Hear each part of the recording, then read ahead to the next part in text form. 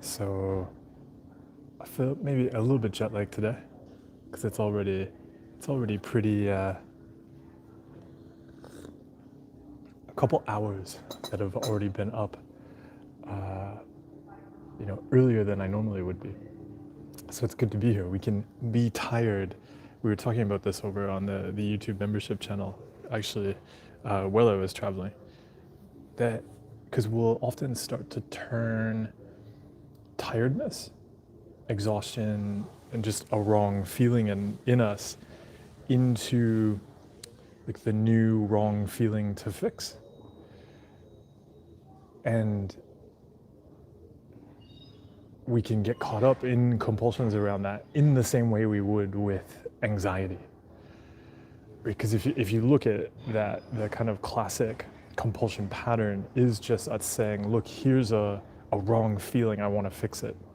Right? Like it could be, something really stereotypical, like here's a contaminated feeling and I should feel clean. It's the same thing when we're struggling with derealization, depersonalization. This feels wrong, I should feel real. It's the same, we can get caught up in relationship OCD, right? Like I don't feel the kind of the right love or attraction or whatever, and I should feel this different feeling. And we can do the same with tiredness, that like, oh, I feel tired right now. I shouldn't have this feeling. If I'm gonna do something, I should have this like energetic or motivated feeling or something like that. It's all that same like hating on a feeling and thinking, oh, I should fix this feeling. It should be a different feeling right now. But that's why we explore things like values. We can look at what we value doing. We can bring along the feeling with us.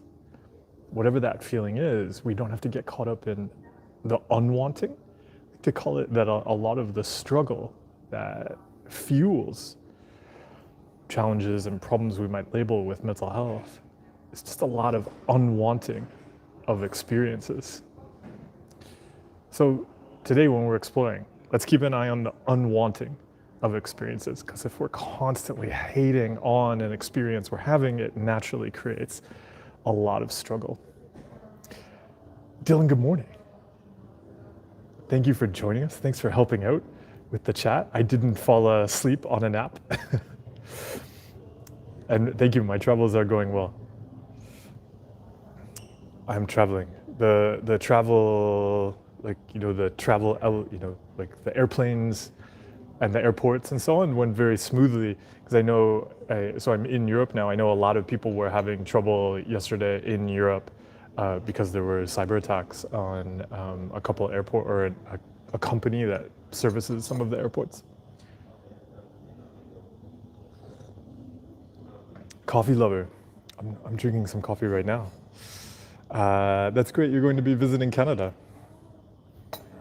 I have been traveling and adventuring in different places for a couple of years now. Yes.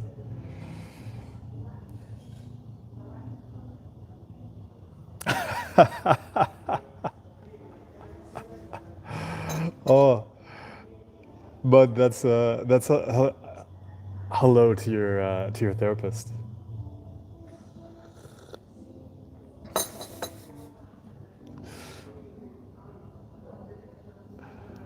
Anne, hello. Thanks for joining today.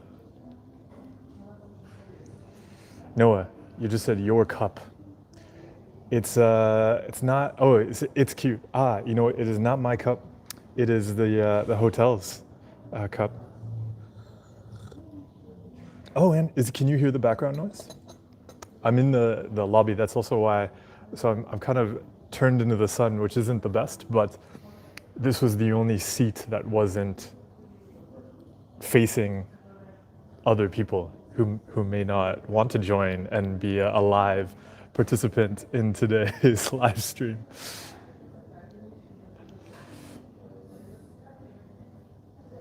I hope it's not too noisy. I think it's pretty quiet. We just have some light music. Something I noticed though this morning when I was at breakfast in the hotel, and this has been coming up a lot lately, but I think I would share it, was that when I was having breakfast, so there was one point in the breakfast, hotel, restaurant breakfast, when I looked around, everybody in the restaurant was on their phone. Many of the people were with people. There was a table of 4 guys sitting kind of just behind me. They were all on their phones, all watching different videos, all out loud, like no headphones. And I find it's interesting because it's kind of like when you're watching videos with no headphones, like that requires a certain amount of skill to just focus on what's in front of you and not be distracted by everybody else's videos at the table. But also, I noticed when they left too, everybody at that table left still watching videos on their phone. So then they were walking and watching videos on their phone. I hope they can also interact with each other. And I would say that for everybody, because I'll see people talk about things like loneliness and stuff like that. But then when I see a lot of people together just on their phones, even though they're with other people, I can understand why people might feel lonely, right? If when we are actually with people, we're kind of blocking them out and tuning them out, then it's kind of natural that we would start to feel very lonely because we're then losing that skill and that practice of interacting with and being with others. Don Cheeto. Oh, thank you. I'm glad you found the videos useful. Don Cheeto said, I never struggled with intrusive thoughts and all of these bananas until recently, but your content really helps me. Thanks. Oh, Don Cheeto, thank you. I'm glad that the content has been useful with having thoughts and bananas. One of the things that I kind of like that we've called some of these thoughts intrusive thoughts is that, and I don't know who originally came up with the term intrusive thoughts. I don't know if anybody knows that. I'd be really fascinated because the way out, or a hint at the way out of struggling with intrusive thoughts is, sorry, I just sent my microphone really. I'll say that again. There's a hint in the term intrusive thoughts, which helps us see the way out. And that an intrusive thought requires us to label it as an intruder. They are intrusive, but that means they are not allowed. Whoever is setting the rules on which thoughts are allowed and which thoughts are not allowed is also the one that can change the rules. Because when those thoughts become a guest and they're welcome to come in, they're welcome to have a seat and join us, they are no longer intrusive thoughts. Again, I talked about the unwanting at the very start. This is where we see that unwanting. If there's any kind of thought, any kind of topic, and we immediately go, that shouldn't be here, it's wrong, it's an intruder, that is where the compulsions start. Because also then, if we label one thought or topic as this intruder, it also makes sense that we're automatically going to be on guard, automatically going to be monitoring our thoughts, because we then become this like bodyguard / door guard, checking all of the thoughts that come in on high alert for one of these intruders that's going to sneak in. That is why I find it useful to explore great mental health and fitness as having any thought. So if none of them are intruders, and we can have any thought come in, then we get to drop a lot of those automatic compulsions that eat up a lot of time of just monitoring thoughts, checking thoughts, judging them, having to guard against them. So let's have thoughts. Coffee Lover, you said, I was hoping one day we could meet if we ever cross paths in Canada. Well, I often do workshops and things like that out in the real world. That's one of the reasons I'm traveling right now. I'm going to do, I've got 2 OCD camps coming up. So I'm doing an OCD camp in Sweden, and then I'm going to be doing an OCD camp in Mexico, Those aren't camps that I organized. They're organized. So OCD Sweden organized the one in Sweden, and then I'm attending, and I'm going to lead some workshops. And actually a morning, I'm going to, especially if anybody's coming to the OCD camp in Sweden, we're going to wake up super early and go for a mindful walk in the morning to start things off. I'm looking forward to that, but we'll also do some workshops. And then in Mexico as well, I'll be helping out. That's put on by Toc Mexico, and I'll be helping out with the workshops there. And there'll also be coming up more of the online workshops. Thank you.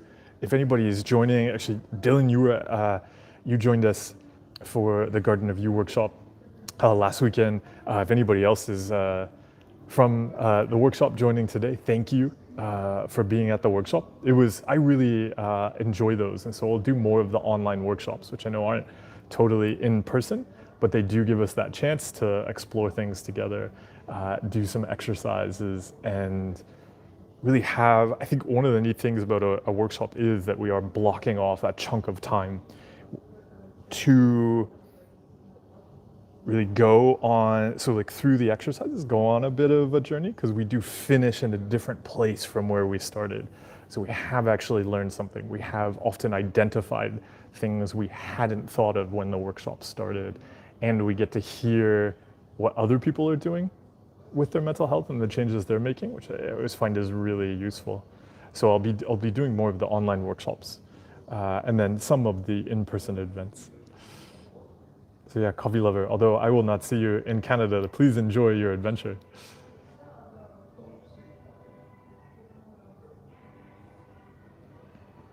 Yeah, Don Cheeto, he said, I agree. I think labeling creates too much meaning for something that really has no weight behind it. Yeah, they're just thoughts. Yeah, we think things. We do it well. Stanley and Milo said, what about physical sensations such as ringing in the ears, tinnitus, etc.? Yeah, this is why I always say like great mental health and fitness is about having any thought or feeling, compulsions, are coping and checking and controlling around anxiety, uncertainty, and other feelings we dislike. I always use feelings in particular because in English, at least, it means both emotion, right? Like I feel anxiety, and also physical sensations. I feel pain, I feel tingling, I feel wrong. So yeah, physical sensations are the same. Just like when we were talking about tiredness early on. Another way I'll often frame it is just unwanted experience. So if we look at compulsions or the checking and controlling around unwanted experiences, it can really be anything.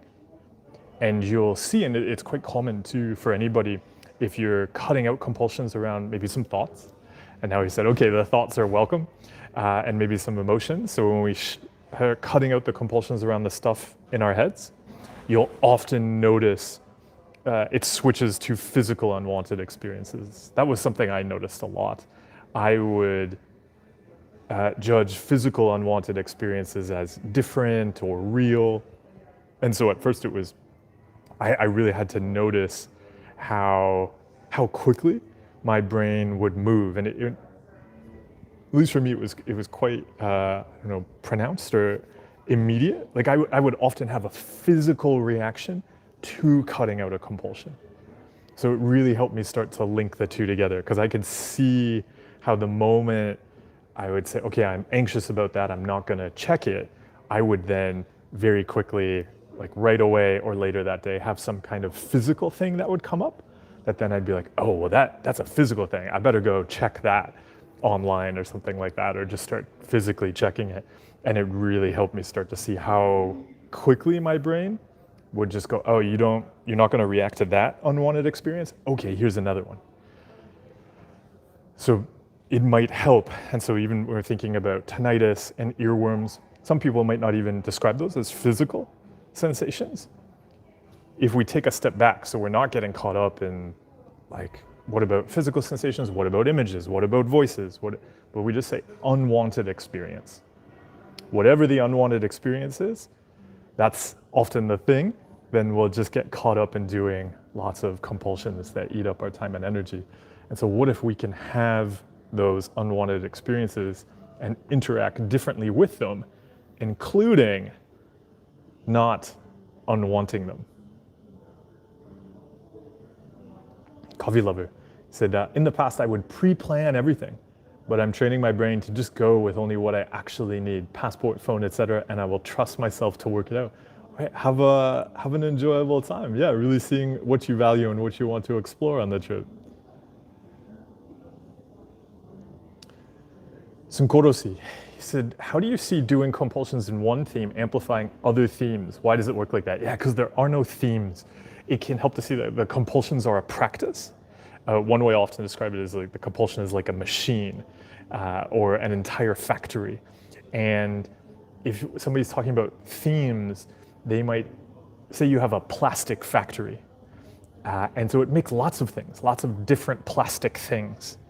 Once you start the machine running, it doesn't matter that the thing you were doing the compulsion with was around plastic, like rubber ducks, and then now you're like, why is the machine still running? I'm not doing the rubber ducks anymore, and now it's churning out like plastic figurines, like superhero figurines, but it's all the same plastic machine, just churning out stuff. So once we start the machine going, you'll see the brain just wants to keep doing compulsions. And it's very common, as you might notice, if you do the compulsion in one area, it's like the brain goes, oh, like we're doing the compulsions. Okay, well, what about this? And what about this? And what about this? And what about this? Because it's not about the theme, it's just about controlling, say, uncertainty. So we may see them as different themes, but fundamentally, they're all the same thing, right? Trying to get rid of a wrong feeling and get a good feeling, trying to get rid of uncertainty and get certainty. It doesn't matter the superficial content of it. The machine gets turned on and the factory runs. Swift Kick, welcome. Oh, Dylan, thank you. Thank you for attending the workshop and giving it a shout out there.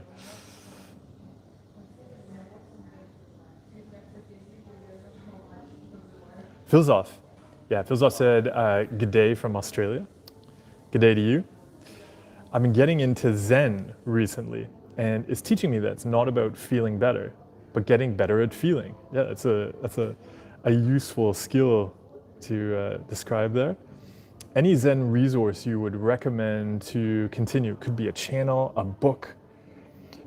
Yeah, I think some good introductory books for Zen, from Thich Nhat Hanh, I would say Pieces Every Step is a really great introduction to that particular school of Zen and Zen in general. Pieces Every Step, and there is a collection of Zen writings. I'm gonna forget part of the title right now, but I remember half of the title, and I think it's probably the only book that has this in the title. It's the part I'm remembering is Zen Bones, and I forget the other. It's like Zen. I think it's Zen something and Zen Bones. But if you type Zen Bones, like ZenBones, I think you'll probably find it's a collection of Zen writings that'll probably come up. And yeah, like those could be two great places to start. Keep in mind, there are different schools of Zen and different traditions. So as you start to explore, you'll start to find out about different traditions.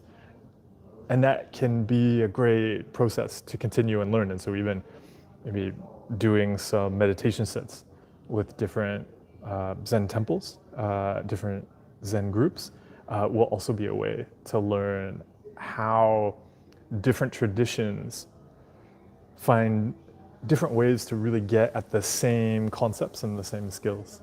So enjoy exploring. My downward spiral. It said, do you think people can have bad feelings when doing things that are good for them and can have good feelings doing things that are bad for them? Like imaginary arguments? Absolutely. It's really useful to see, like, feelings are like weather. Like it'd be the same as like, it's literally exactly the same as asking, can like there be good weather when people do bad things? And can there be bad weather when people do good things? And yeah, like they are not related. And you can see that a lot of the times. I'll mention this with compulsions. Like I liked my compulsions. I thought they were good and necessary and right and so on. Like we'll often feel good about doing things that over time we recognize are really terrible for our long-term health, for the health of our communities, for other people. So yeah, I wouldn't, thinking like something feels good, wouldn't, and something else feels bad. And they could change too. What feels good one day may not feel good the next. What feels terrible one day may not the next. It's just weather. Feels off, you say you're going to Spain tomorrow. For 9 months, enjoy.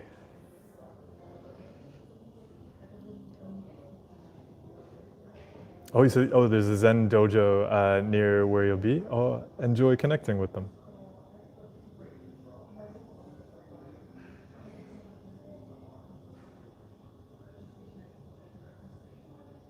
Sinkorosi, you said, about recent videos on loss, I'm kind of experiencing loss right now in my relationships. Should I just live out through this painful feelings and accept them? Feels so hard. So I see the question there, you say, should I just live through these painful feelings and accept them? What is the other option?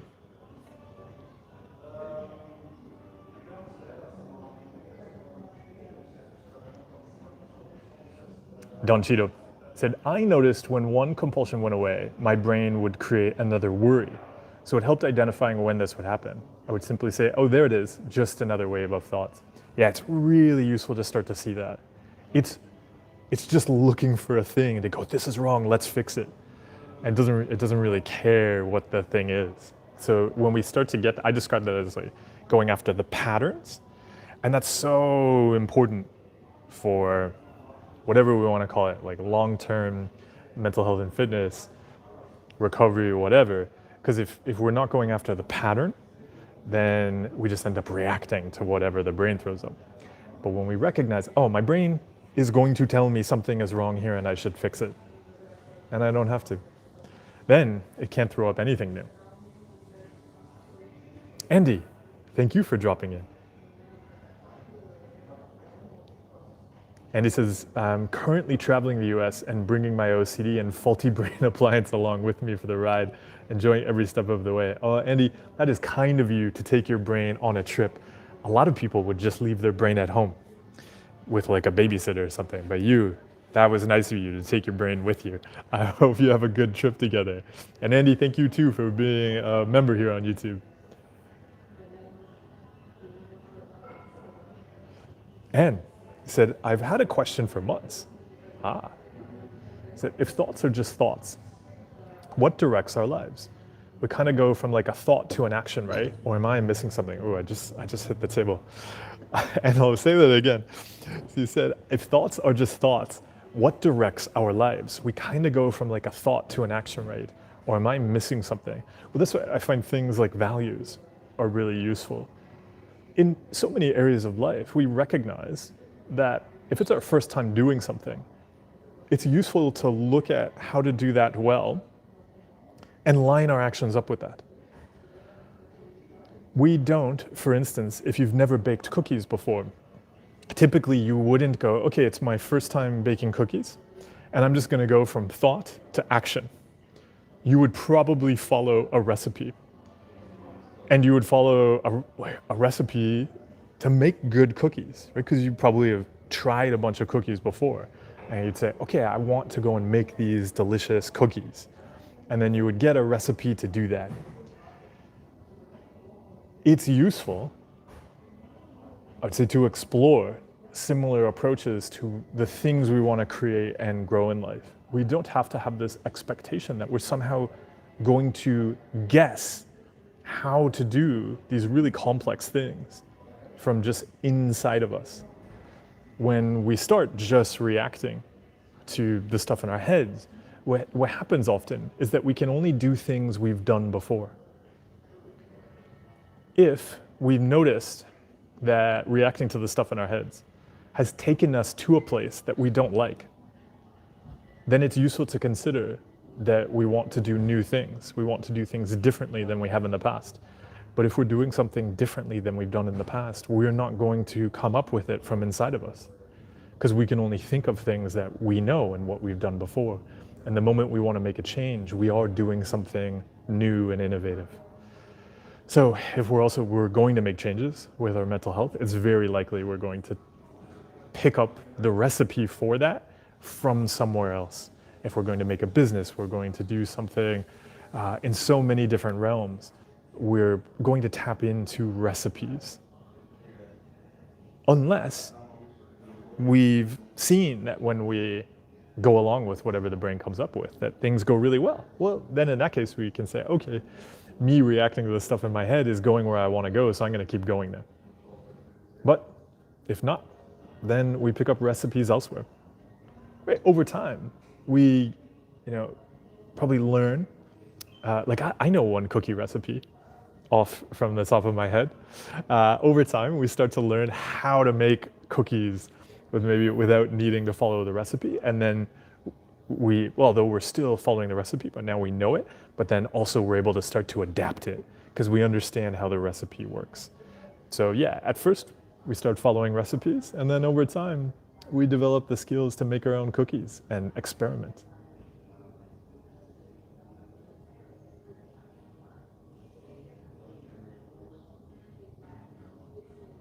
Danchido has also fills off a manga called Vagabond that is on the art of just being present. David, thank you for stopping by and wishing everybody well. Yes, Dylan, it's Zen Flesh, Zen Bones. Thanks for checking out the book. Yeah, Zen Flesh, Zen Bones. That makes sense. We need flesh and bones. Yeah, and so it's kind of called that title to get at that it is a collection of Zen flesh and bones. So the idea of it being it's the body of the practice. Scott, it's good to see you. Thanks for dropping by. Scott said, yeah, Thich Nhat Hanh is so good. Pieces every step really helped me early on in recovery. Not always answering the brain's questions. Ava, hello. Thanks for dropping by.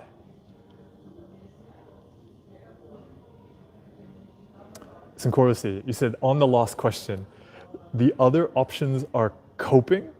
I can see alcohol or trying to fix the broken things in the relationship, I guess, which is going against my values. Yeah, that doesn't sound like those don't sound like other options.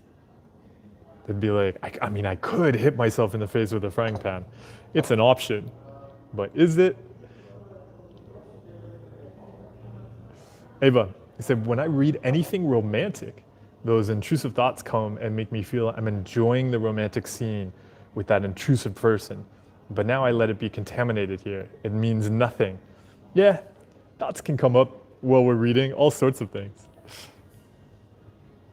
Dylan. So building on the exercise we did at the workshop, Dylan shared, speaking of the workshop, I've been working on taking care of my sleep plant this week. I've discovered that I need more support with going to bed on time. I created a schedule my first night and it worked well. So I'm thinking I'll create nightly schedules while I'm still at the start of the journey. Do you have any suggestions for how to go about creating an effective nighttime schedule or any other supports? It's great you're exploring this. I'd say one of the key things is just that allowing the space and the time to explore what useful supports are. Because I think it's also a great practice in valuing ourselves. Just like we would if we were caring for somebody else, if we had a guest staying with us, we might want to know like what is going to help them sleep well. How can we make them comfortable? Do they have everything they need? Like we wouldn't do all sorts of things that would keep them up or interfere with their sleep. And so having that same approach to yourself as you're exploring, because some of the things can be, very person specific.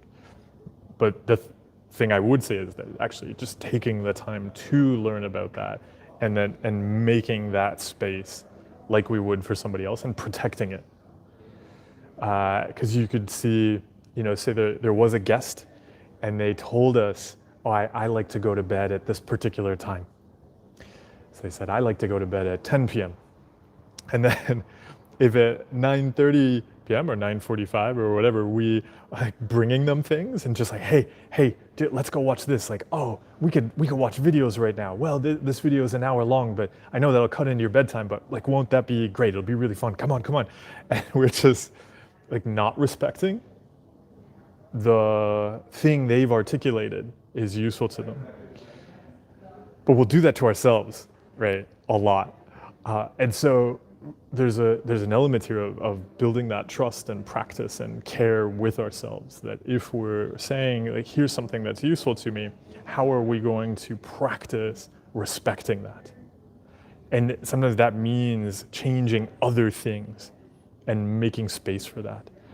So yeah, as you explore this, I'd be really curious. And you could even think of this as a thought exercise of if somebody came to you and they were a guest in your house and you said, I want to make sure you're comfortable. What time do you want to go to bed? What time do you wake up?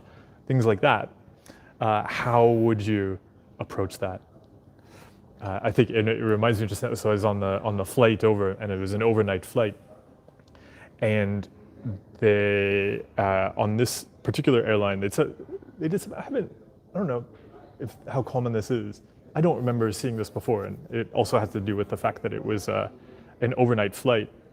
But they asked everybody what they wanted for breakfast shortly after takeoff, because we were kind of landing, and they were only going to wake up people right before landing. So they basically brought breakfast already, so it was a much faster breakfast service. And they ask you if you want to get woken up. That happens pretty frequently. I always tell them absolutely at any point. If I fall asleep anywhere in life, always wake me up for food. But there's that practice of the asking and really caring. And so how can we apply that to ourselves and really care for ourselves and respect those boundaries?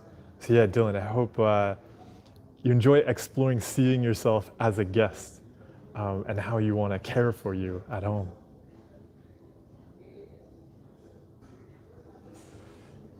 Blooper 785.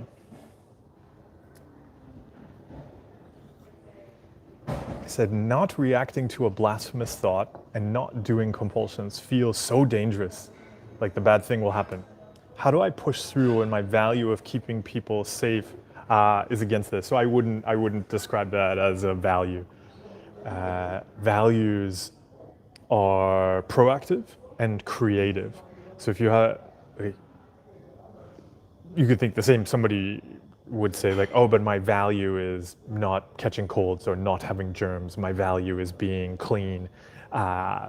Values won't be about trying to avoid something. That's what the compulsion pattern is about. So if by safe, you mean just not having bad things happen to them, then I would say that's not actually keeping people safe. That's just relieving anxiety. We might, if we value safety, but that's going to be something proactive and real. And so airplanes are a great example of this. You don't manage safety on the airplane with magical thinking rituals.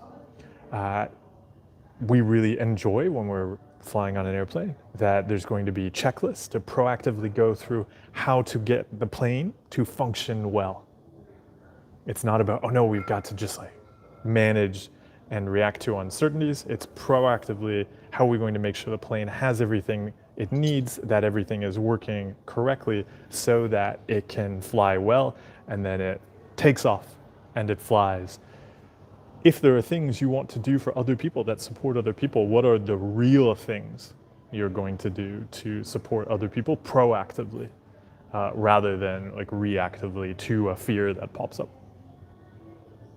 It'd be really weird if the airplane, they didn't do any pre-flight check. They were like, let's just go up and see what happens, and if there's a problem, then we'll check it. You can't do that.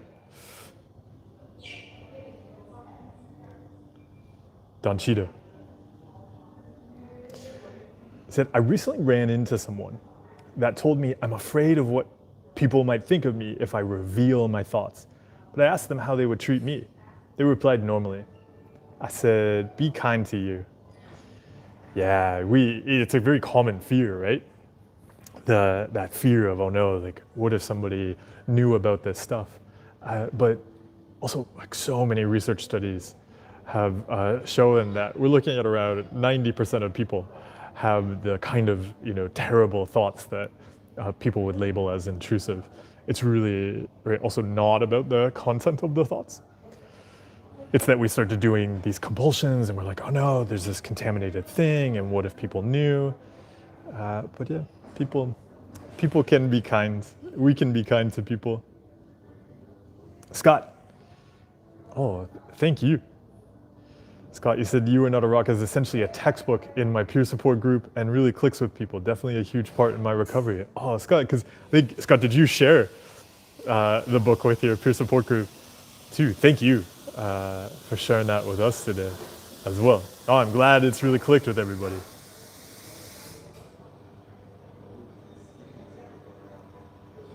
M, thanks for being part of the members channel. Said, I have a new quirk around blinking. When I want to watch a show, I start to monitor how often I blink, and I just can't relax then or enjoy the show. How could I solve this? Or do I need to accept it? Yeah, because when you say solve, what are you thinking of solving there? When you mentioned the blinking at the start, you said, I start to monitor how often I blink. And so there I look at, like, why are you monitoring that? One of the things I always ask people when these types of compulsions come up is that it can really help to see them as kind of like the outcome, or I'll describe them as the peak of the mountain. So we do this with real mountains too. We name the peak of the mountain. But the mountain is built on a whole bunch of plain old rocks we don't give labels to. And these kinds of compulsions are the same. So if we're monitoring our blinking, that right away is telling me there's this urge to get things right, to control things, to do right things. I'd be really curious about where else that pattern comes up. It could be useful to start working on cutting out the compulsions in other areas, because even if this seems automatic, it can help to see that those automatic compulsions follow from the other stuff we do. So the brain is just logically extending out. It's saying, look, we like to get things right. We like to control things. We like to have certainty. So how many times are you going to blink? And it's just extending the logic to other things. When it does that, we find that distressing. But it can help to see the brain learn that around things that we can make changes around. So I wouldn't look at the blinking first.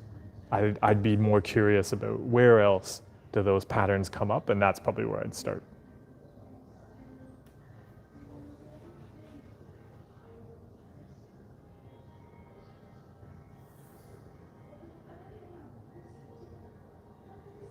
Synchoricity. Yeah, I said on the last question, continuing, how to not fall into compulsions when there are always thoughts that everything could be fixed again. So it really depends. Like I don't know anything about the relationship, but I assume you're asking because you don't want the relationship. So our brains are often throwing up thoughts that things can be fixed. I mean, that's you could look at your fundamental stereotypical hand washing compulsion is just the brain going like, wash again, you're gonna fix it. When we check online, when we check whether it's blinking, eyesight, whatever we would check, do I feel real right now? When people are looking, right, doing compulsions around recovery, I'm gonna find this right magic soap that's gonna clean away thoughts or clean away feelings. It's all about the brain holding up this promise that if you just do one more compulsion, you're gonna fix the thing. So it's useful to see that fixing urge is very much a part of what fuels compulsions. So it helped me in general to just notice that. Right? I expect my brain to like crave some fixing. And we could see that as a pattern throughout. And so, yeah, what if we say, like, I can understand the brain wants to go and do some controlling, do some fixing, but like, we don't have to follow that. What do we want to create and grow instead? What do we want to give our time and energy to instead?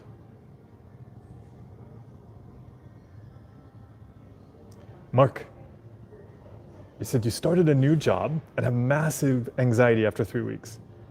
More anxious than when I started. So afraid they will lay me off. So Mark, one of the things, and so as I was just talking about there, it's really useful to look at what do we value spending our time and energy on? What do we want to create and grow? And work is one of those places where it's really useful to look at, because our brains can get caught up in the, like, there's uncertainty and like, what if a bad thing happens? If we start reacting to that and controlling that can actually carry us off. Like if we start checking for reassurance, we end up doing all sorts of things that aren't useful, that can be annoying, that actually trying to control the fear is a way that we can, right, create problems in many places, including work. So if we set that aside and actually look at what do you want to give your time and energy to at work? What do you want to do there? What are the actions that are going to do that? And we can give our brains a big hug. Of course it wants to control all sorts of uncertainties and problems, but when we put that in charge, the irony of it is that often creates the problem we're afraid of. Instead, what would you like to practice giving at work? And you can do that. We don't know what will happen with any of our jobs, but we can identify. So first, identify those actions we want to do. Recognize our brains will be anxious and uncertain, but then we can show them what we actually want to give our time and energy to.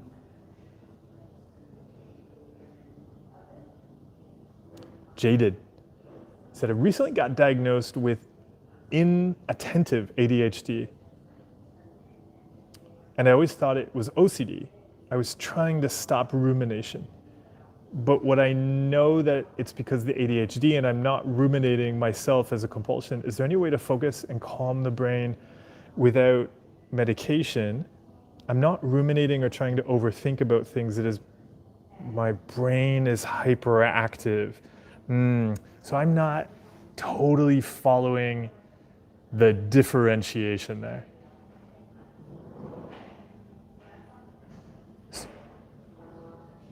So you're saying because I wouldn't have seen that as, Can you explain maybe how you see the brain being overactive as different from anything, so particularly ruminating? Because I would expect the brain is just this thought-making machine. So absolutely, that it's constantly just spinning through uncertainties and what about this? What about this? There's that and there's this and there's that. Do you remember this thing? What about that thing? And so are you saying that you want to learn how to handle that?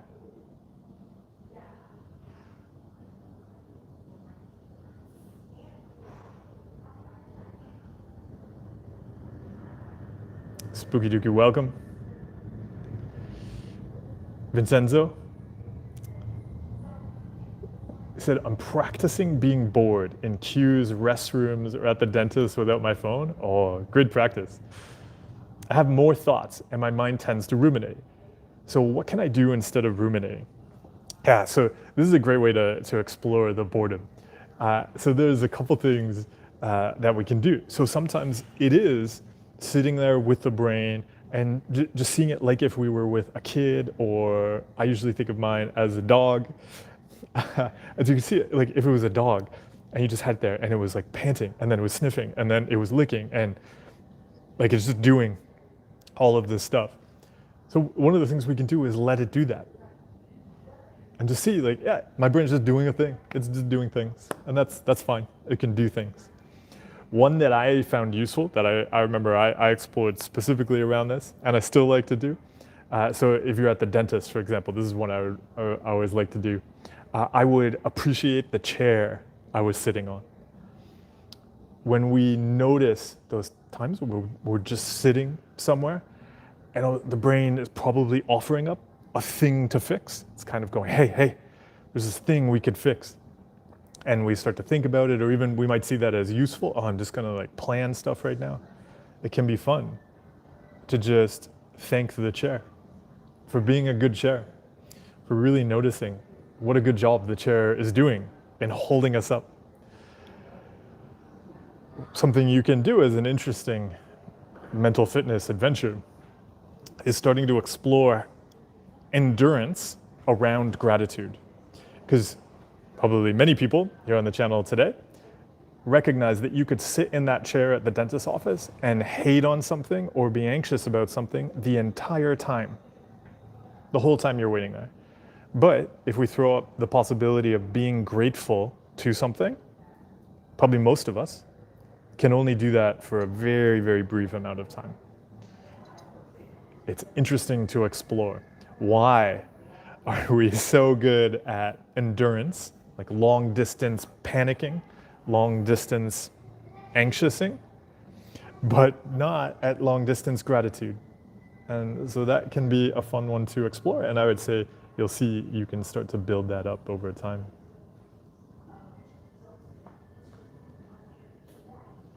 Urichuku said, I also have these intrusive thoughts about anything. It's always trying to bring up new things for me to solve, even when they don't matter. That is a classic brain.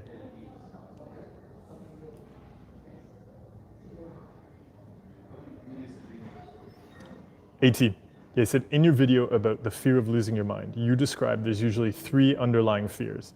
How would you do this when the underlying fear is inadequacy in life? Yeah, so I can't remember if, so the fear of losing your mind. Yeah, like one of the fears, right, is the fear then of not getting to live your life.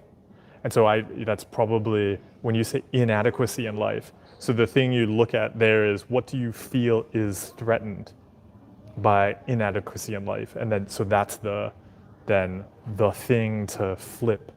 So for example, if somebody was like, oh, I'm afraid if I'm not adequate, that I'm not going to, get to do something that I want to do in life. And so the way we approach it then is to go and do that thing. For like, if I'm inadequate, I won't be able to open my cake shop. Then we get baking cakes and we open a cake shop. Mina said, how to not take things personally. Well, I think part of it actually can be at first like really recognizing and giving care to those parts of it that do take it personally.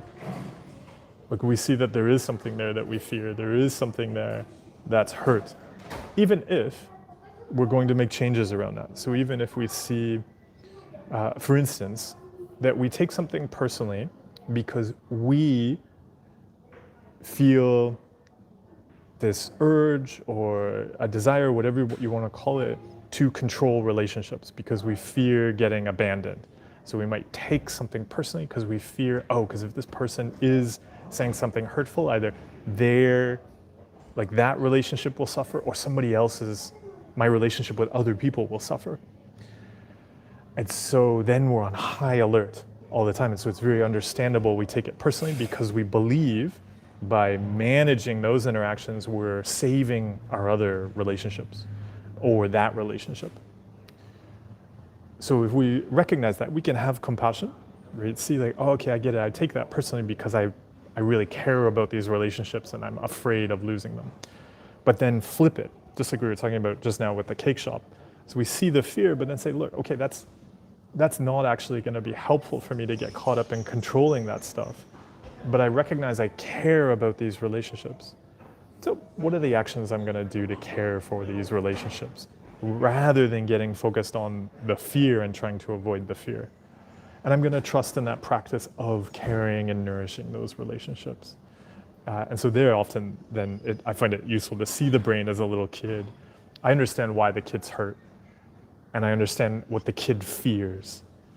But rather than it kind of engaging with the kid around that stuff, we're going to focus on the things that are useful to build and grow.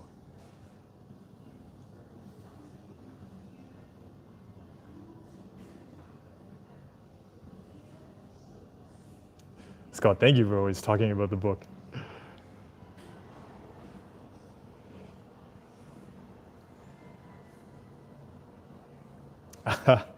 Yeah, Don Cheeto. Don Cheeto said that video where you mentioned the pen And I thought really widened my perspective that although my thought doesn't match yours, I know they're all bananas. No one thought is more important than the other. Yeah, because you can see even in that, even if somebody, so there's a thing in a video where I mentioned like I would fear like stabbing a pen in my eye or objects like that. But you can see there, yeah, it doesn't have to be the pen. It could be right, whatever we fear bad thing that could happen.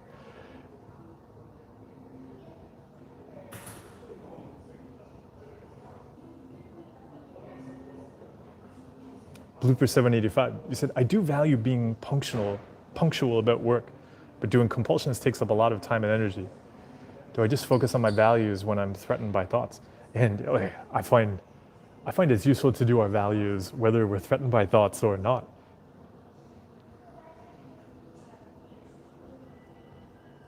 Yeah, David said, does what you said about blinking also apply to earworms, like specific ones that feel very wrong and scary? Totally.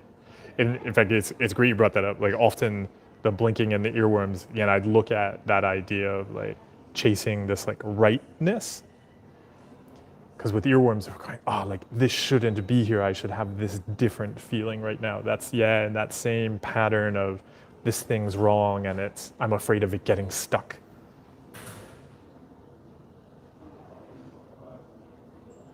Uroshi. See, I feel like my checking pattern might start with when I have an off feeling or a sensation. So we can practice having the off feeling like an exercise, absolutely. It's that in particular, we want to go after that kind of wrong feeling and having it. So whatever it is we're doing, and that's how you can even approach exercises around this, is even look at opportunities to do important things with wrong feelings. And that can be really useful.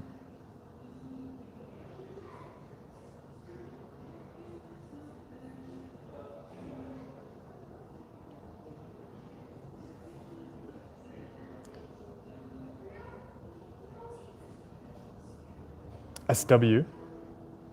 Let's see. Oh, SW. I don't know. So you said I either feel insane or on the brink of insanity. That's a very human thing to feel. Welcome.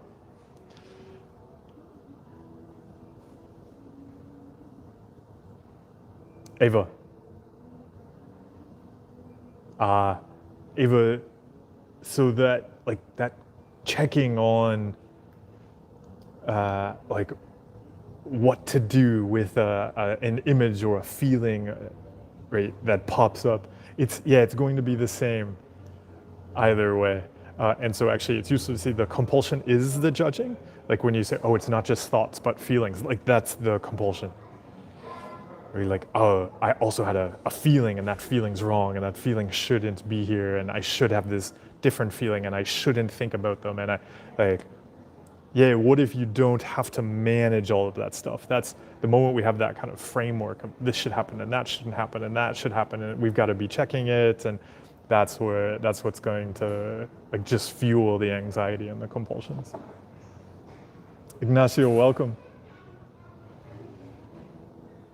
Urichuku said, and it's like if I don't do the compulsions or the things my brain wants me to do and tries to make me try and control everything in my head and make me sure or certain about the results. Yeah, you can see it there. Because also, the brain really doesn't care about the topics. It's just that, like, chasing this idea of, like, you got to do a thing about this thing. And so, yeah, what if we don't have to do the things about the things that the brain pushes us to do?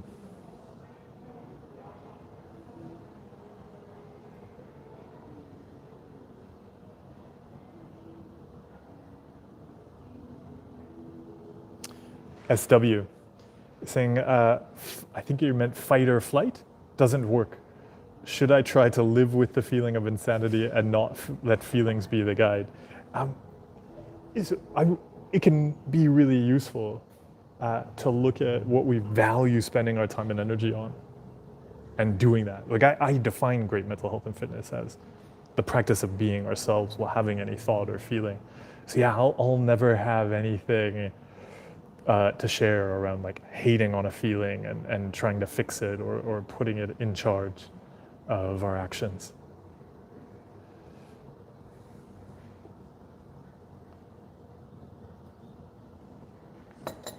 Yeah, Ruroshi. Uh, and sometimes I might get caught up in the abstract question, like existential life, death, like the unanswerable stuff. Yeah, it's exactly why the brain throws it up, because we can't have a certainty about it. So it's just such a thing to spin on.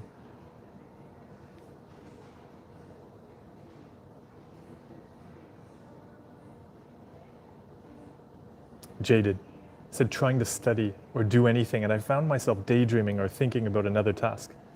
Not in anxiety or fear. Look, when I drink coffee or energy drinks or the meds, I can focus. Ah, okay. And so I'm asking if there's a way or medication to help in that.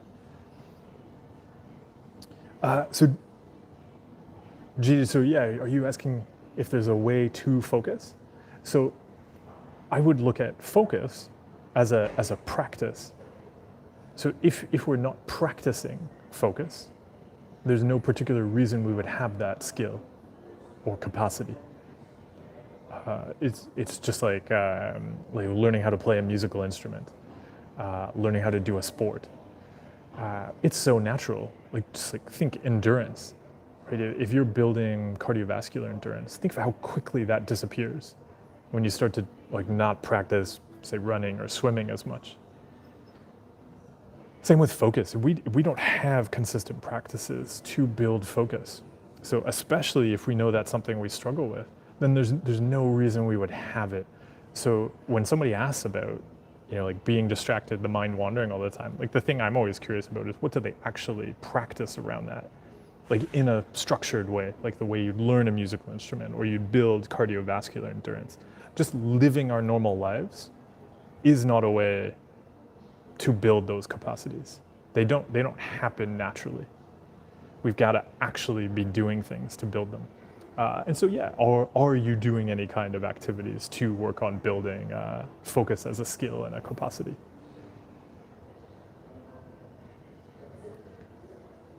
Oh, Vincenzo, thank you so much. Thanks for joining us. David, yeah, enjoy the gratitude practice.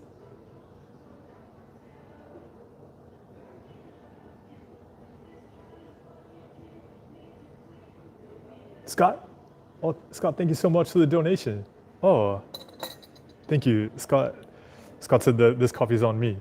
Thanks for spreading hope. Oh, best dojo in town. Scott, thank you so much. Thanks for joining today. I appreciate the coffee.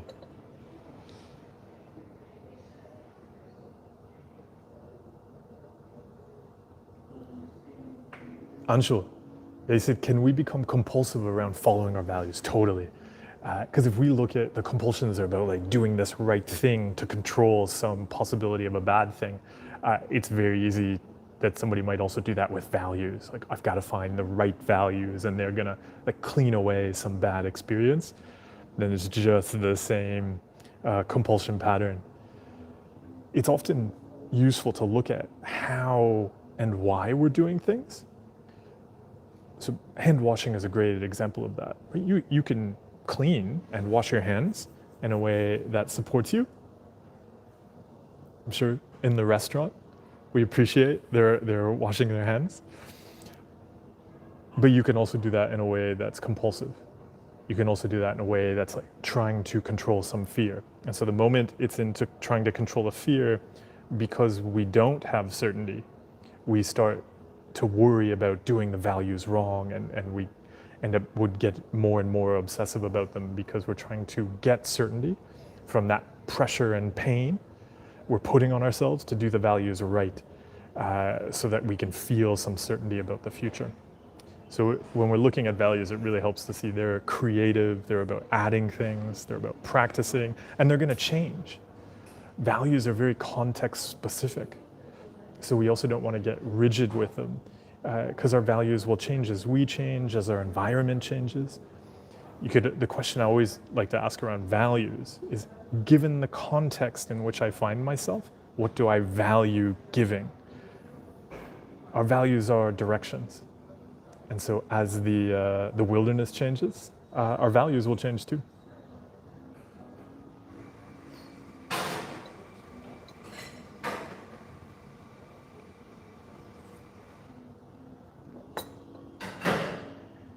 Ava, you're welcome.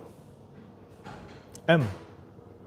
So do you have any examples for me where in everyday life I might want to get things right or perfect? I don't exactly know where to start challenging myself to cut compulsions. Yeah, there's a lot of examples around this. One of them that can come up quite often is with messages.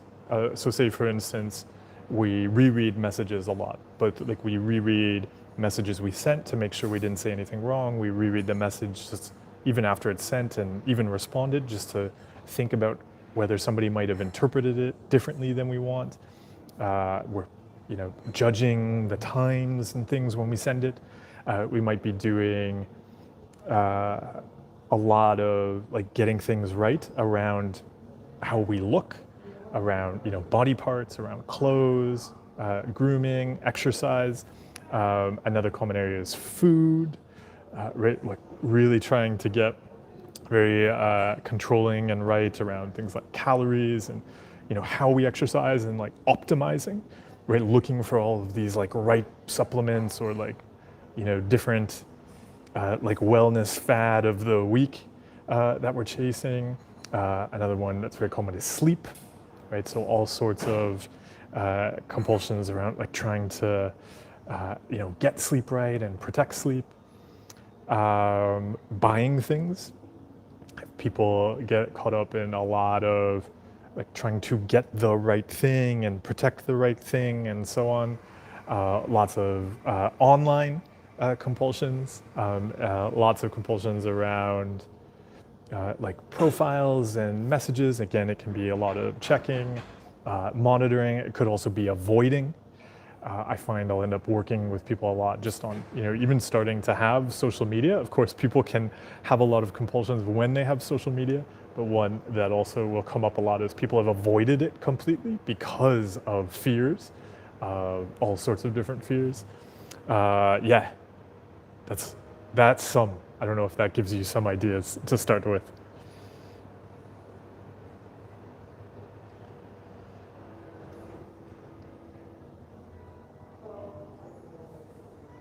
So SW, I see you apologizing for feeling like you're brain dumping, but is there a question? Because on what you've shared, I don't see also something to respond to.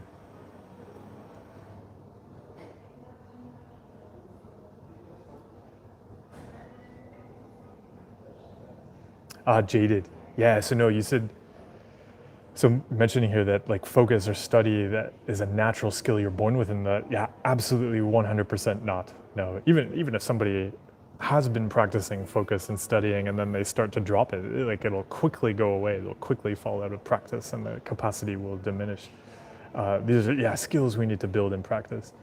So there's also meditation, for example, is one way to explore it. But even there are other ways to practice too. Like for instance, one of the things I did, because I had all sorts of compulsions around sounds. Oh, and this is another one where we might get caught up in things being right or trying to control things. So if I was going to write something, one, I would have to have all sorts of like things that were right, so like notebooks and pens and stuff like that. But also I had lots of compulsions around sounds. Like there couldn't be wrong sounds around. So one of the ways, and because I would both physically feel bad around the wrong sounds, but then I'd also say they were a distraction and I couldn't focus. So one of the exercises I did was to go and write things in noisy places. And so it's a great way to practice identifying what I value doing, writing it, while also having distractions.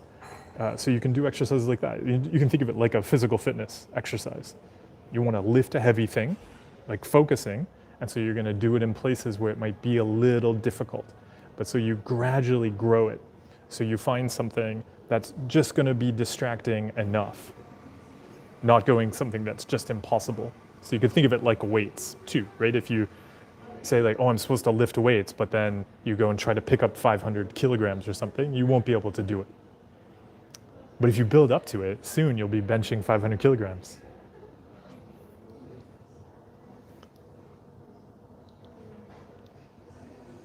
Yeah, Roshree. I said I've got to practice having the unanswerable questions the brain throws up. Totally. For all of us. I think that's one of the great skills. And so even jaded. That's also like a part of that practice where if the distracting thing is our brain, we're practicing having it throw up questions and we don't have to do anything with it. Right? We want it to throw up stuff. There's nothing wrong with it throwing up stuff and just going. And then we're gonna let it go and do that thing. Meyer, you said high is 100% recovery possible. So what does that mean to you? Why not 1,000% recovery?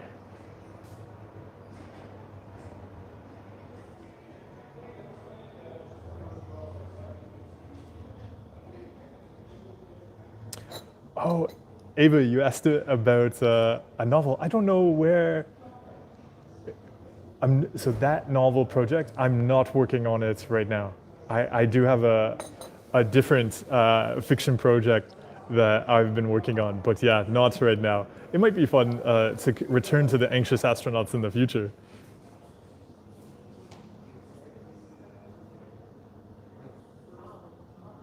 Hoff Alexandria. So why am I hypervigilant sometimes, minding every little eyebrow raise and things that are nothing? Yeah, so actually I think that's a great question to ask you. When you notice that, what are you afraid of? So I'll describe it as the feared consequence, right? Why do you want to monitor that stuff? What do you fear could happen? Denzel said, advice for magical thinking. It can help to see magical thinking as a compulsion. Right? We're judging these rituals that we hope will control some other thing, or we worry that these rituals control some other thing. And so just starting to recognize it, just like we would with, and it might involve physical compulsions, right? Because like if you're saying like, oh, if I don't know, turn my coffee cup 3 times, like a good thing will happen, or I'll prevent a bad thing. So recognizing those compulsions and not doing them. Also, we can give compassion to why we want to control those things. Because we'll see in that moment, oh, okay, like, I'm not gonna do that compulsion, I get it. Like, I don't have magical powers. But I understand why I want those magical powers, because I want, maybe people to be safe, or I want things to go well.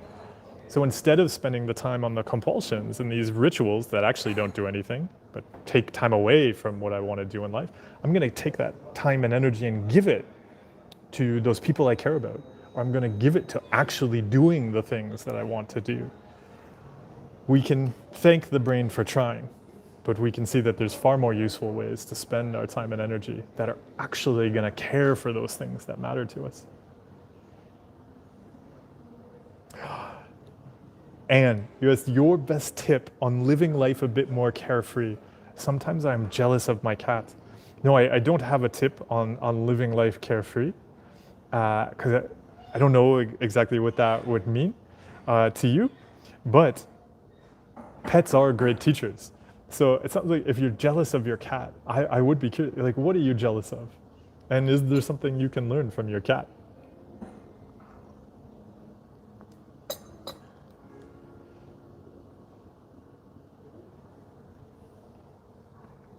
Heil, it's great to see you. Thank you for joining. Heil, that's a true honor to say this is your favorite TV show. Thanks so much for being here.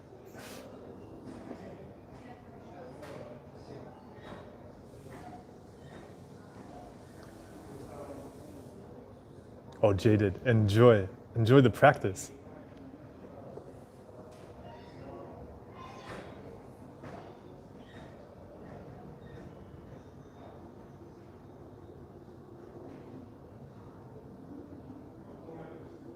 Vivida said how to let go of what we want, of what we went through in the past regarding mental health, and now trying to stay in recovery after treatment and avoid relapse, as it's hard to stop the memories of that hard period. Yeah, when we have a painful experience in the past, it's really natural we think of it, right? Especially when it's something we want to avoid, when it's something we see as a danger. We can recognize our brain is just kind of being that helpful, overzealous security officer, right? Just like really thinking, oh no, we can't have this danger. But yeah, if we start reacting to the fear, then we're back in the same old patterns actually. right? This fear of a bad thing, and then I've got to do these rituals to avoid the bad thing. So instead, I find we can give, again, compassion and a lot of understanding to why we're afraid of that. We can recognize why it hurt. We can give care to that. Like, of course, I get it. Like, I understand why that hurts and why we don't want to go back there. But the way to take care of our mental health and fitness now is going to be about giving that time and energy to things we want to grow and practice in our lives. So it helps to make it okay for the brain to throw that up. We say, yeah, you know what? Yeah, that was a painful experience, and I want to give myself a lot of love and care for that. And because I know that was a painful experience, here's how I'm going to take care of myself today. Here's how I'm going to give my time and energy to my values, and I'm going to trust in that practice.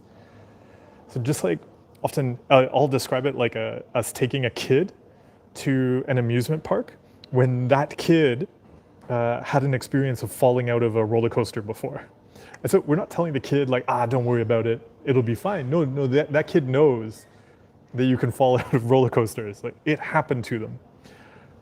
And now we're going to show them how to have fun at the amusement park again. And so we understand that's going to be scary. And we're also going to take care of them and help them see how things can be fun again. So yeah, Bavita, please enjoy a lot of care and kindness at the amusement park.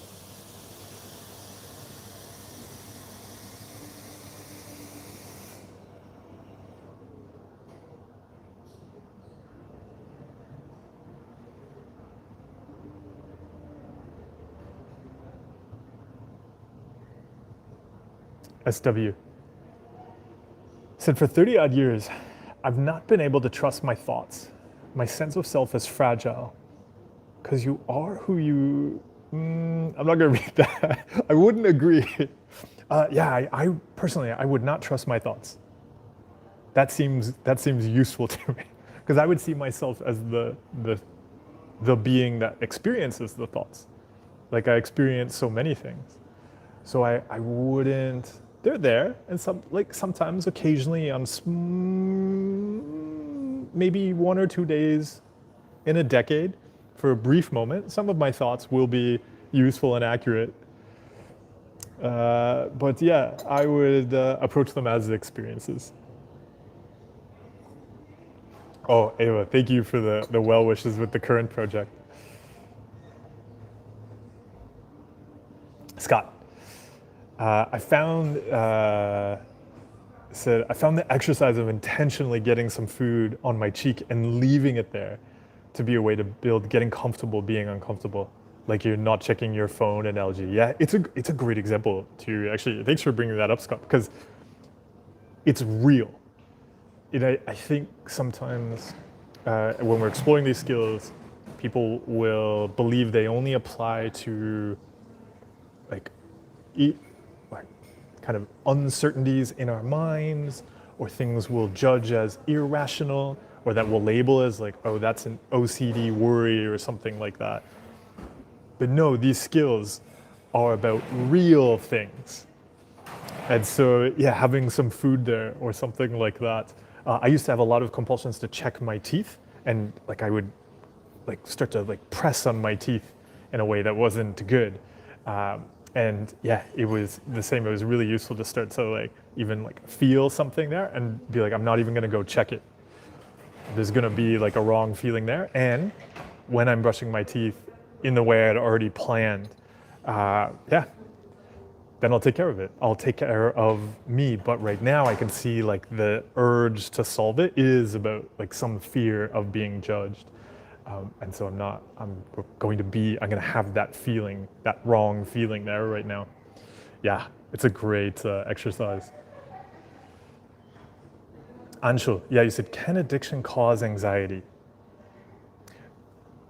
Anxiety is a normal human experience. So people are going to have anxiety when struggling with addiction, just like they'll also have anxiety when not struggling with it. I find it useful to see that compulsions create a lot of anxiety. And so addiction is an example of compulsive stuff. And so it's very natural that somebody doing compulsions to the point they feel they're addicted is also going to experience more and more anxiety, as well as all sorts of other things. But also a person could not be struggling with addiction and still experience lots of anxiety or other feelings.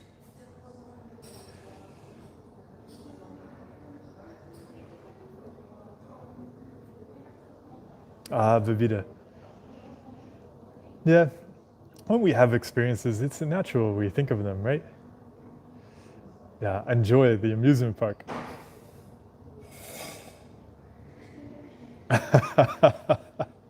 Hi, you said all my friends started having panic attacks, and that was my thing. Yeah, they are surprisingly common. I think people also a lot of people have panic attacks and not know, in because sometimes it's been so common for them that actually I find it's the experience of a panic attack for some people will be such a consistent thing that they might not have seen it even as a panic attack. That I've seen come up before too. I think it's with the number of uncertainties that people are experiencing all over the world.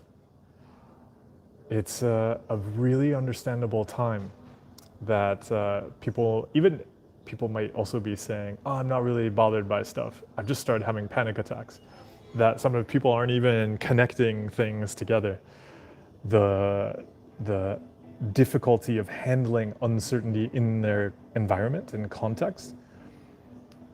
Sometimes we're so focused on not feeling bad, not feeling stressed, not feeling what's happening, that it's just getting put down, and then exploding out through a panic attack. So yeah, people, more and more people might be borrowing our panic attacks.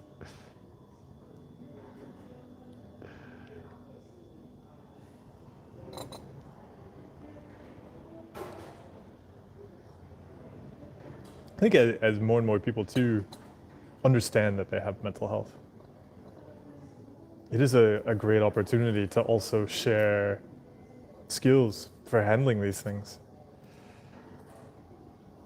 skills for doing things differently.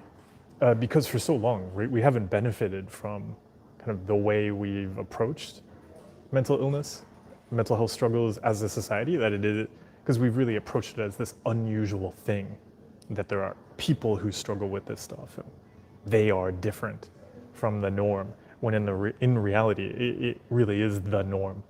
Just like we would say recognize with physical fitness, right? If we're not proactively taking care of our physical fitness to do the things we want to do, then it's very natural that we're going to struggle to do those things we want to do. Likewise with mental health and fitness, particularly as we're seeing people run into just more challenges in their environment, more stressors, it's going to become increasingly difficult to not start to take care proactively of mental health and fitness. Because yeah, unless we're building those skills and capacities, they are not going to be there. And then we're going to notice, something going wrong, and we're going to see that, whether we'll, call it a panic attack or something like that, where we're really just seeing in that moment that we are missing some skills and supports that would be useful to us. OSW, thank you for joining. Now, actually, Blooper and Dylan, thank you for discussing things out there. So yeah, Blooper, I don't know what your yeah, and so Dylan, I see, yeah, Dylan is explaining things well here. Dylan, thank you. Yeah, Blooper, because of the way things work in the chat, and just the number of questions, I won't have a lot of, right? You may remember kind of what you asked and the order you asked it in, but that, right, isn't something that I can remember or keep track of. So let me see. I'll look at the last thing that you asked. The last thing I have in my chat list that you asked, you said, doing valued actions when I'm scared something bad is going to happen feels impossible. Like I try and do it 1 or 2 times, but start doing compulsions after a while. How do I improve this? So I would say for any kind of practice, this is a challenge people will experience and encounter. And that question of how do I improve this, so I would ask you, right? So you already see that you do it 2 or 3 times and then you drop it. So for example, if you have my book, the compulsion journey is an exercise in there specifically for this issue. So what I'll have people explore, or you can do it from in the book, when we're working with coaching clients and they notice this challenge come up, what we do is draw it out. We draw out the journey to doing that compulsion, and then we look at what happens before it. There will be actions or things happening in the environment, there'll be stuff going on that leads to then doing the compulsion. And so by understanding that journey, we can start to make changes to support ourselves in not going back to the old habits. Rather than seeing it sometimes as just like, oh, I need to improve at this, like it's gonna just naturally happen. It can help to look at how we change our environment.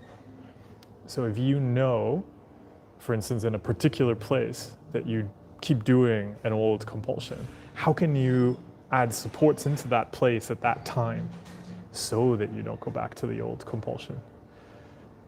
So first, understanding what leads to going back to the old habits, and then what supports can you put in place? How can you change the environment to help you in making the choice you actually want to make?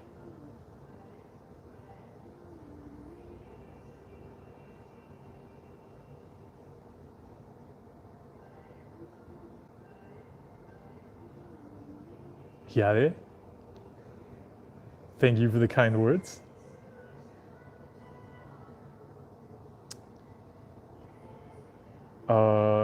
Shivansh, you asked, what is happiness? I would say it's a practice.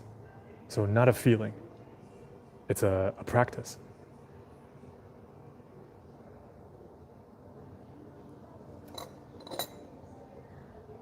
Oh, Andrew, you said, is being proactive in our mental health not a form of avoidant behavior?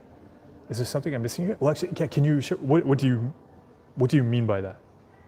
What are you saying? Because we're avoiding mental illness by taking care of our mental health? Because then you would say that eating food is an avoidant behavior because we're avoiding starving. So I think, and so there I'd say, like, if we're focused on you shouldn't do a wrong thing and like avoidance is a wrong thing. Maybe if you could explain exactly what you mean, then I might be able to share something. Although, as Phil's pointed out, we could easily get caught up in trying to avoid avoidance. Ciao said, how to stop caring about thoughts and feelings. I do the valued actions, but I cannot stop noticing them. And even if I don't engage actively with them, I end up caring because they continue. So I don't go for not caring about them. I'll actually talk about caring more. We can celebrate care, but it's starting to change what we see as like an equation around care. So in the past, to talk about avoidance, I would even avoid things I really liked because I just had such rigid equations of behaviors around emotions. So also if I was like really liked something, well then there was also this idea of like all these things I had to do. And if I was really afraid of something, there are all these actions I had to do. And so the issue was not actually caring. The issue was what I believed I had to do if I cared. Separating those two, I find is really valuable because also now I can care a lot about something, but that doesn't have to dictate my actions. And that's really enjoyable because we do care about things, and it's wonderful to celebrate care. But yeah, the care doesn't maybe have to mean what we think it's meant in the past. We can have a really big emotion, a really big positive emotion, or a really big negative emotion. But what if the actions can be different? So what if it's okay to care? But that doesn't mean we have to do maybe the actions that we're currently doing around it. Reezy, it's good to see you. Welcome.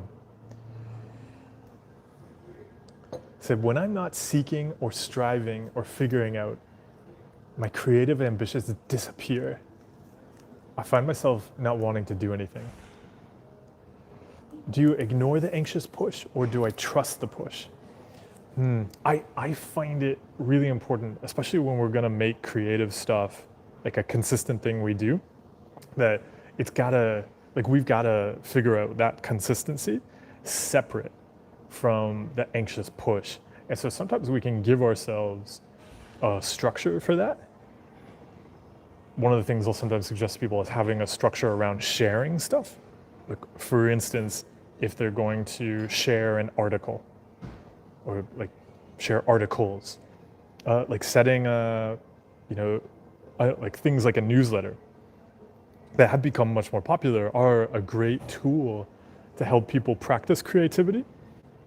Excuse me, if they've said like, I'm gonna put out a newsletter every Monday, then we can't wait, right, for inspiration, or even like, we also don't wanna wait for the anxious push of like, oh no, it's Sunday night, I have to stay up all night to get the article out. We need to figure out like, how am I gonna consistently share this? One of the ones I've worked on with people before is even having like a daily sketch practice, where they're going to share like so they're an artist and they're going to share their daily sketch on Instagram, for instance, or they're going to share a video of doing their daily sketch on TikTok and just doing it. And so it's not about whether we feel good, whether we feel pressured, whatever, whether there's no feeling, just like the daily sketch has got to go out. So I'm going to do the daily sketch. We can totally still, like, we're still gonna have those times where we're like super inspired. We're still gonna have times where we're like, I'm on a deadline and I've got to do the thing. But finding a way to have a creative practice that is just a thing we do starts to become a way of cultivating creativity. So at first it can feel a bit fake or a bit forced, but then that creative practice starts to become this, I was gonna say like tradition, like a personal tradition, but I don't know, if that is really the right word for it. Like practice. Yeah, I think maybe it's that. Like when we say having a creative practice, it is a practice that's separate from just what we might, how we might feel on that particular day. It is a practice, and so we're going to practice, and that practice will have some kind of structure. But at first we'll have to give it that. One of the things, I was doing it just before this call actually, for this time while I'm in Europe, I'm doing a sketch day. So I started actually when I was in just leaving Paraguay the other day, and then I was in Brazil before this, and then I'm going to be doing a kind of a month of events and different things. And so I've challenged myself to do a sketch a day during this period. I'll post some of them on Instagram after. And part of it was to also create a kind of diary to share about what goes into this kind of work. Because I think one of the reasons for doing that is it would be great if more people wanted to do the kind of work that I do and a style of work, but I realize a lot of the times people don't know what goes into this or what's involved. So I actually started doing a sketch a day to do a diary of what I do in a day. Having that kind of practice, that's just consistent. That's just a thing that's gonna happen no matter what, is something that can be really useful. See, maybe if that gives you some ideas about how you might approach a creative practice like that, or we can keep discussing it. Oh, Shivansh, thank you. I'm glad the book was useful. Vivida. You said, what really matters in life? Then you said, I found myself repeatedly pondering in this question lately, and I find that everyone has their own thoughts on that, and I'm not sure anymore. But that's exactly it. Everybody would have their own thoughts. It's not a thing to be certain about. It is a thing you get to choose. Heil. So I recently realized I'm not avoiding that much. My kryptonite is prevention. They are sneaky. Oh, yeah, can you share about stuff like that? Yeah, I think I think prevention is a great one to emphasize because especially as we're building skills and making progress, I find it really useful to look at control.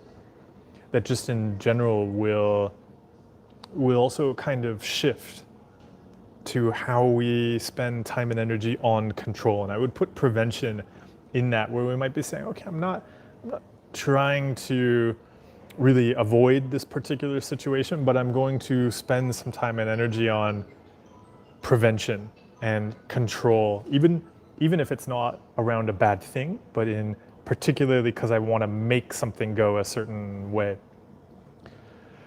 There, what I find useful is just that we start to get intentional about things. Earlier, I was talking about airplanes, and we do like that there's a pre-flight checklist. We do like that there is an element of proactively preparing to fly the airplane well. But we also like that the plane takes off. We can't just get focused on prevention. And if we did focus on prevention, none of us, we would just have no airplanes flying. So we decide in advance what is going to be the amount of proactive planning and prevention that goes into doing the thing well and effectively. And then we're going to have a cutoff there. Like, we are going to fly the plane. But I would say that's really about setting some guidelines. And so looking at, for yourself, in those areas where you say, look, I do want this thing to go well, and that is going to involve some preparation. You might not see it as prevention. There, I would always look at what's the thing I want to have go well, what's going to support that. We might see that as prevention, but I would still focus on doing the thing well. The example I'll often give with this is cookies. We want to bake delicious cookies. We're not just going to focus on preventing burning the cookies. But if we bake delicious cookies, that will also not burn them. You may have to consider though, okay, I don't want to burn them, so what am I going to set the oven at? And maybe I am going to check 5 minutes before the time to make sure they're not burning. But you set that in advance. So with anything, so I'd say this for everybody, how do I do the thing well? What are the things I'm going to do proactively to support doing that well? And then I'm going to set boundaries with myself and hold myself there. Enjoy it. I hope everybody's making cookies now.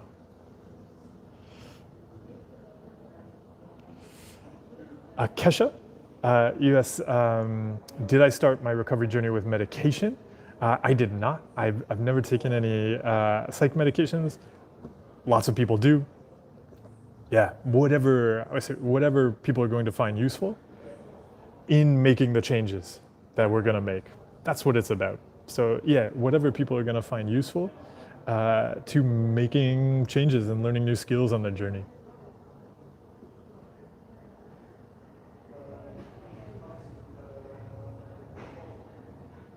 Bobeth said, I remember watching one of your videos and you made me realize that it's possible to escape the intrusive thoughts.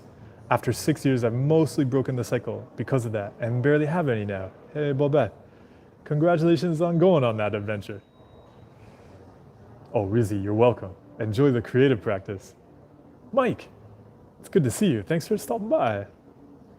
Oh, Mike said here, I can never repay you for your help. You showed me recovery is possible. I share what I've learned from you with others. Gratitude beyond words, appreciation beyond measure. You're helping people change their lives. Peace. Oh, Mike, thank you so much for the donation and the kind words. Yeah, man. I really appreciate it. I mean, Mike, it's really great. I think this is always the key thing. I appreciate it so much when people, share about how we've, been on this journey together, like that's such a privilege to get to create things that people connect with and then take them places. But it's really that element of you taking them places. Because I don't make the changes for you. I'd say everybody here, like you're taking on these skills and really exploring them in real life, in action, and that's so challenging and so impressive. So yeah, thank you, Mike. Thank you, everyone, for the chance to go on these adventures with you as we make changes. Maybe everyone we'll start to wrap things up here. The sun is setting. It's moved through the different slats in the kind of sunshade thing. It'll set here soon. So it's time to think about dinner and cookies. I haven't had cookies today, but at breakfast, there were breakfast donuts. I appreciate, and this is not, I can't take credit for this, but so many hotels around the world have breakfast donuts. It's not just me that eats donuts at breakfast. So everybody, we'll wrap things up for Brain Tech Support Live. It is, as always, a pleasure to spend time with you all. As always, it's amazing that we can connect from around the world as we work on these skills. That we don't have different brains. We each have our own challenges and unique experiences in life, but we are navigating those experiences with very, very human brains. Oh, there are a couple more questions. My YouTube chat hadn't updated, and then it just did. I will go through these questions. Anshul said, so the fear of death is not the only fear which can cause anxiety. Oh yeah. Oh, of course. And also people have anxiety about nothing. People just have anxiety. I found that was really common, and I know it comes up, it's an experience that comes up for people a lot. Like after I cut out a lot of compulsions, it was like my brain, because when you cut out compulsions, you're really saying, okay, that uncertainty can be there, I'm not gonna do compulsions around this anymore. The anxiety is not going to push me to do something. And so when we start to cut out the compulsions, we experience anxiety much less around things that caused us anxiety in the past. And so what happened for me and what happens for a lot of people is that then the brain is like, we're not anxious about these things. Let's just be anxious. And so people will often report just feeling really anxious and not even knowing what they're anxious about. Because we start to cut out the compulsions, and then the nervous system can even just go into panic attacks for no reason, because we're making these really big changes, and the brain doesn't know what to be anxious about or what to do. Classic brain. Bagel, bagel, bagel, thanks for joining us. Heil, you're welcome. Thank you for stopping by. And Heil, of course, thank you for being a member on the membership channel too. I really appreciate it.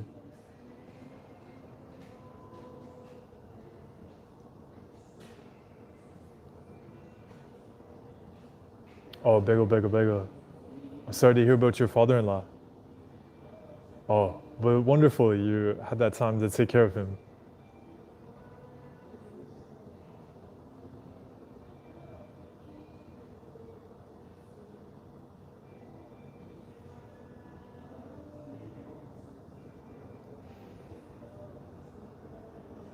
Bagel, bagel, bagel. That's great. You're getting to have that exploration and learning about your family.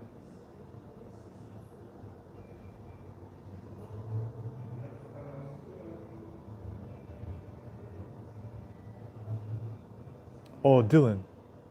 Oh, Dylan, thank you so much for the donation and the well wishes for great rest in your future. Yeah, I'm gonna stay try to.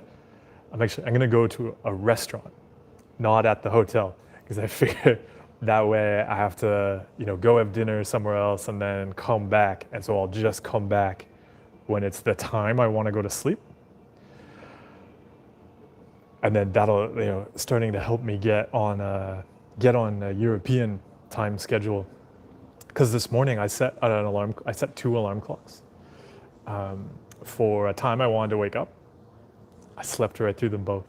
Often I am just along for the ride of my body. If my body decides we're sleeping and not waking up for an alarm, it doesn't happen. So I noticed that this morning. So yeah, Dylan, thank you so much for the donation and for handling the chat today. I know you got you got to do lots of work in the chat today. I appreciate it.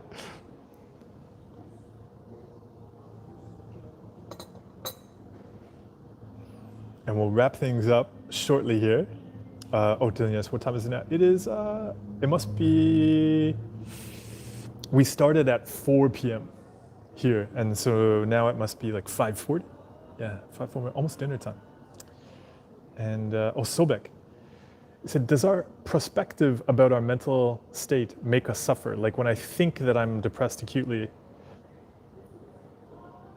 when I think that I'm depressed, I'm acutely depressed. But when I try to think like I'm not that depressed, I feel it's easy to move in life. So there has been research on this stuff. I'd say it's a bit more complex than that. But how we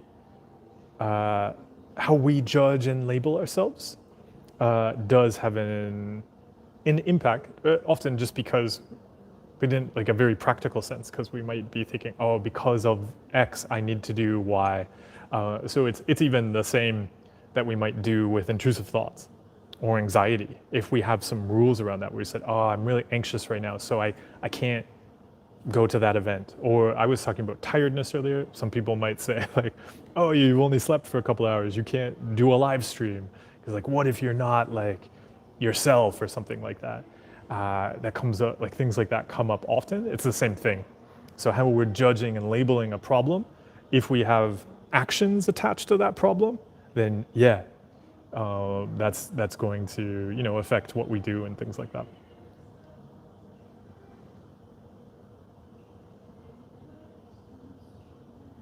Andrew said, you mentioned that you underwent some physiological experiences when you were in recovery. Recently, my appetite has changed. I feel more connected, and my body and even my eczema has gone down. Yeah, Andrew, it's like really fascinating as we're going through recovery, just seeing stuff that happens in the body. And so, yeah, it's one of those things that I'd say to be really curious about, because also you don't get to see it happen without making those kinds of changes and having them. So, yeah, enjoy like being curious about that. And as you said, recovery is weird. It's super weird.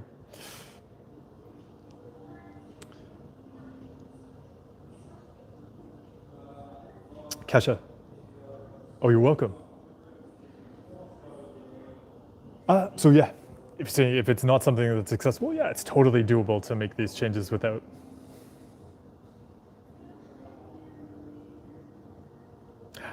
Derek said, uncertainty is really taking away my full potential. So I find it useful to see uncertainty is a good thing. Great mental health and fitness skills are about learning how to have uncertainty while doing things that we value. So uncertainty can't take away anything. Uncertainty doesn't have tentacles or fangs or talons or claws. Or uncertainty is just a natural, wonderful part of the universe. Our universe depends on uncertainty. So what if uncertainty is not taking away anything? Uncertainty can be there, and we can do things that we value. Stuart said, any tips for unmedicated ADHD? No, I don't have any tips for any kind of problem, but what do you want to do? And so we say, look, ADHD, medicated or not, is a part of the context in which you're doing things. So just like if we said, I'm gonna go outside and it's raining. Okay, so rain is part of the context. What's going to support you in doing the things you want to do while navigating that context? But I would keep the focus on what do you want to do rather than just going, oh, there's this thing, I don't like it. All right, you don't maybe like it, but what do you want to do? And then we look at what's going to support you in going there.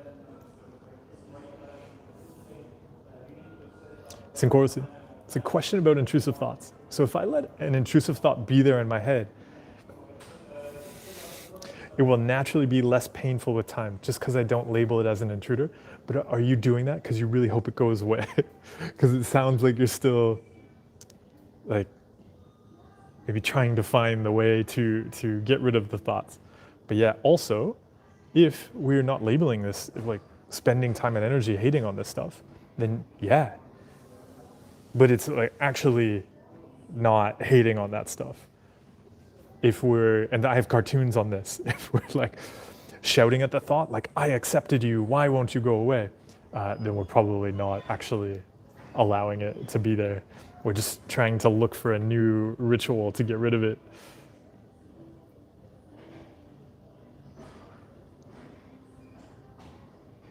Sarah said, I have a loss of sleep and appetite, but somehow manageable, but a lot of hair fall for a few years now, which I know is coming from the emotional struggle with anxiety, and I cannot manage. What's your advice?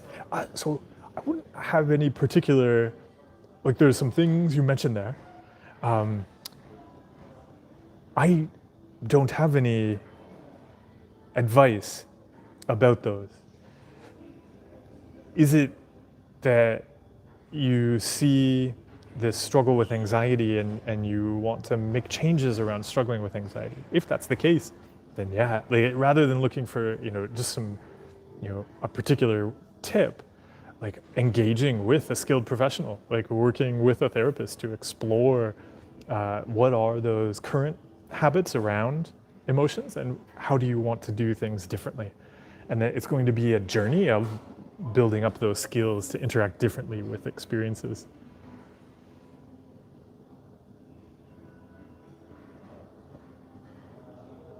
And everybody, with that,